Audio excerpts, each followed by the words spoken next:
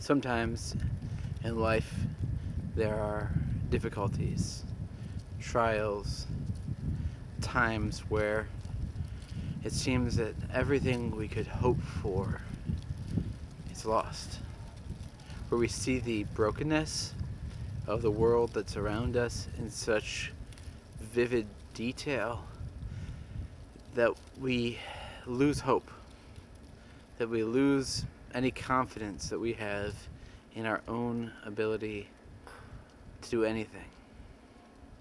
It's times like this in my life when I cling to a prayer, a cry, a declaration of the church. Kyrie, Eleison. Kyrie, Eleison. It means, Lord, have mercy. Now the Kyrie Eleison had an interesting journey into the heart of the liturgy. It's one that many scholars have struggled with for many years. If you look at the words themselves, Kyrie and Eleison, they are Greek words. And in the Western tradition that I'm a part of, they're the only real Greek words that we say in our regular liturgical celebration. So where do they come from? And what do they mean? Well, it seems that where they came from was the church in Jerusalem. There was pilgrimages that would go there. And in the city of Jerusalem, around liturgical celebrations, they would have processions that went through the city crying out, Kyrie, Eleison, Lord, have mercy. Kyrie, Eleison, Lord, have mercy. And this resonated with people. What does Kyrie mean? Kyrie, it means Lord. Lord. Such a powerful word. For us, we don't really recognize the full resonance of it. For the early Christians, they would have heard Lord and thought of a couple of things. First, they would have heard the cry of the people of Israel crying to God, Lord, Lord. This is the name that they would give Adonai in Hebrew. Adonai, Lord, as a replacement for the holy name of God, the name that is above every name, the name that is to be hallowed. And so to hallow it, you would only say, Lord.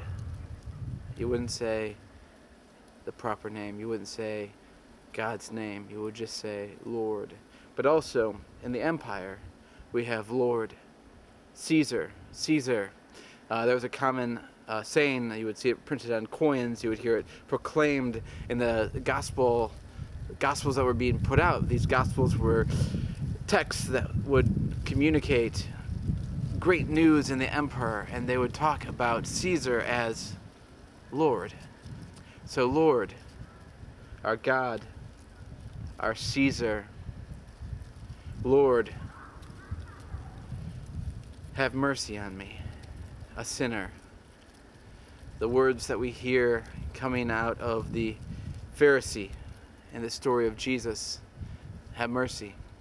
The blind man who is on the side of the road who calls to Jesus, have mercy.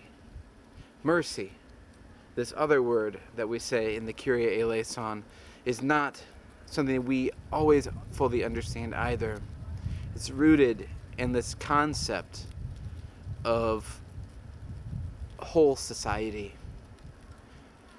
When you say, have mercy, you're not just saying, forgive my sins. You're saying, make things right. Not just in my life, not just in my place, but in my world. In every place I see brokenness, let it be set right. The word mercy in the Greek context, in the Greek understanding, eleison, is much more connected to a concept like shalom, peace, whole societies set right, every brokenness repaired, all sin, all hurt, every tear fixed, transformed, redeemed, wiped away. Mercy, Kyrie Eleison, our God and our King, come and restore, bring about your healing in the world, in my life, and in every place in my world. Kyrie Eleison. And so the pilgrims came to Jerusalem, and they proclaimed the Kyrie Eleison around the city, declaring God's kingdom reign, God's kingdom rule, God's kingdom vision, and God's kingdom hope. And they processed around, and the whole city would look out, and as they saw the people walking by proclaiming the Kyrie Eleison, I could imagine their hearts being joined. Yes, Lord, have mercy. Set it right. And as the pilgrims encountered this Kyrie Eleison, they went back home. And in their own liturgy, they began to see there was a space for the Kyrie. There was a space for the deep cry in the heart of who we are. Kyrie Eleison, Lord have mercy, Lord have mercy, Christ have mercy, Lord have mercy. And they would process through the city as well, proclaiming the Kyrie Eleison, the Kyrie Eleison, and it stays, and it stays, and it stays through all the changes in the Mass. This cry is so important, it is so fundamental, it is so essential to what the worshiping people enter in with, that it stays. And it sets the groundwork, because we come hungry. We come to the Mass so hungry. We come to the liturgy so hungry, so broken. And we bring our brokenness, our prayers, our concerns, the ways we've been sinned against and the ways that we've sinned ourselves. And we cry out with one voice, Kyrie Eleison, Kyrie Eleison. And this formed us as people too. So as I live my life, and I find that I come as broken in a broken world before my Lord, a good place to start is with that Kyrie. Lord, be God. Lord, be King. Lord, have your reign and your rule above mine, above all the ways that I've broken things, all the ways that I've messed up, all the ways that I've found myself hurt, all the ways that I've contributed to hurt. Take it, Lord. Redeem it, Lord. Make it yours. It's your kingdom.